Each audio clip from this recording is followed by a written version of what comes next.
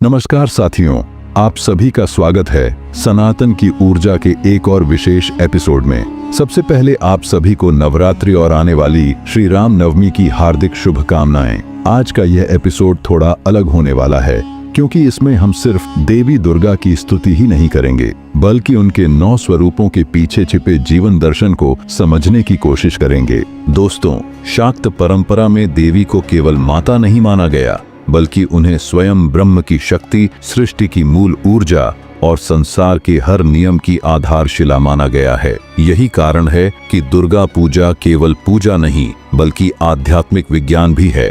जैसे विष्णु भगवान के दशावतार मानव सभ्यता के विकास को समझाते हैं, वैसे ही देवी दुर्गा के नवदुर्गा रूप किसी एक इंसान के जीवन की यात्रा को दर्शाते हैं। यह 9 चरण में है, बचपन से लेकर परिपक्वता तक, संघर्ष से लेकर सिद्ध तक। तो आइए इन 9 रूपों को एक एक करके समझते हैं।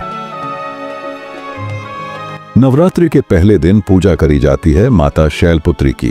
शैल यानी पर्वत और पुत्री यानी बेटी, मतलब पर्वतराज, हिमालय की पुत्री। यह रूप हमें जीवन की सबसे पहली अवस्था की याद दिलाता है, नवजात शिशु।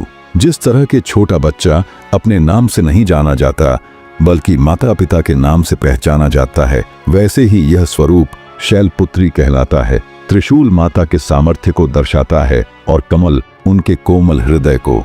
ये संदेश देता है कि हर नव जीवन में अपार संभावनाएं छिपी होती हैं।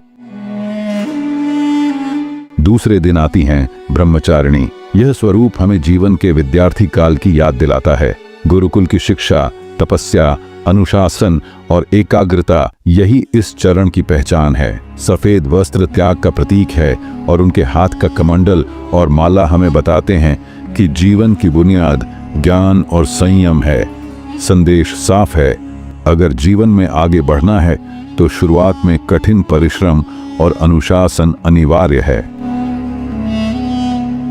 तीसरे दिन की देवी हैं चंद्रघंटा। यह स्वरूप संतुलन का प्रतीक है, भक्ति और शक्ति दोनों का संगम। 10 भुजाओं में शस्त्र और कमल दोनों हैं। यह रूप उस युवा अवस्था का प्रतीक है जब इंसान शिक्षा पूरी कर चुका है और अब वह संघर्षों का सामना करने के लिए तैयार है। माथे की तीसरी आंख सजगता का प्रतीक है, यानी अब वह हर अवसर और हर खतरे के प्रति सतर्क है। चौथा रूप है कूष्मांडा। कू यानी छोटा, उष्मा यानी ऊर्जा और अंड यानी ब्रह्मांडीय अंड। कहा जाता है कि जब कुछ नहीं था तब इसी रूप से ब्रह्मांड की उत्पत्ति हुई। यह स्वरूप गर्भवती स्त्री से तुलना किया जाता है जो अपने भीतर नया जीवन रचती है। माँ के हाथ में अमृत से भरा कलश सृजन, पोषण और ऊर्जा का प्रतीक है। संदेश ये है कि हर इंसान अपने भीतर एक नई दुनिया बनाने की क्षमता रखता है। 5वें दिन की देवी हैं स्कंद माता, भगवान कार्तिकेय की माता। यह रूप मातृत्व का प्रतीक है। अब माता केवल पुत्री नहीं बल्कि मां बन चुकी है। उनकी गोद में स्वयं स्कंद विराजमान हैं। यह हमें याद दिलाता है कि मातृत्व त्याग, ममता और वात्सल्य का सर्वोच्च रूप है। यह संदेश देता है कि जीवन का एक बड़ा उद्देश्य नए जीवन को पोषित करना और उसे सही दिशा देना है। 6ठे दिन पूजी जाती हैं कात्यायनी। यही वह रूप है जिसमें देवी ने महिषासुर का वध किया था। यह शक्ति, साहस और आत्मनिर्भरता का प्रतीक है। जब कोई स्त्री मां बनती है तो उसके भीतर अपार शक्ति आ जाती है। यह रूप हमें सिखाता है कि जीवन में ऐसा चरण आता है जब हमें किसी सहारे की जरूरत नहीं होती बल्कि हम स्वयं ही दूसरों के रक्षक बन जाते हैं। 7वें दिन की देवी हैं कालरात्रि।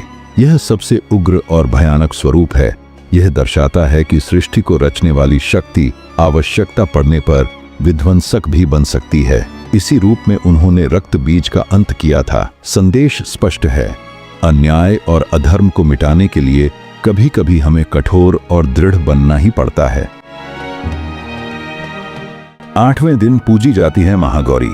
यह स्वरूप सौंदर्य, पवित्रता और शांति का प्रतीक है। यह हमें बताता है कि शक्ति का अंतिम उद्देश्य शांति और प्रेम है। महागौरी का स्वरूप एक पारिवारिक सुख और संतुलित जीवन का प्रतीक है। यानी संघर्ष के बाद इंसान का लक्ष्य केवल विजय ही नहीं बल्कि परिवार और समाज में सामंजस्य स्थापित करना भी होना चाहिए। नवमी के दिन पूजी जाती हैं सिद्धिदात्री। यह अंतिम और सर्वोच्च स्वरूप है।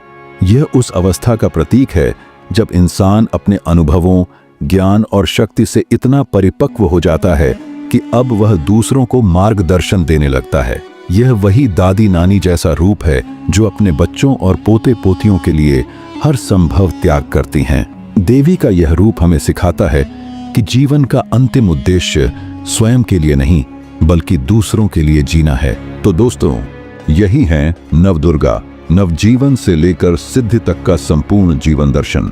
ये 9 रूप हमें यह सिखाते हैं कि जीवन केवल जीने का नाम नहीं बल्कि सीखने, संघर्ष करने, रचने, पोषित करने और अंत में दूसरों को मार्ग दिखाने का नाम है।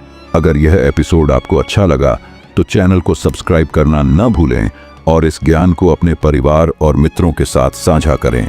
अगले एपिसोड में फिर मिलेंगे एक नई यात्रा, एक नई कहानी के साथ। तब तक के लिए जय माता दी।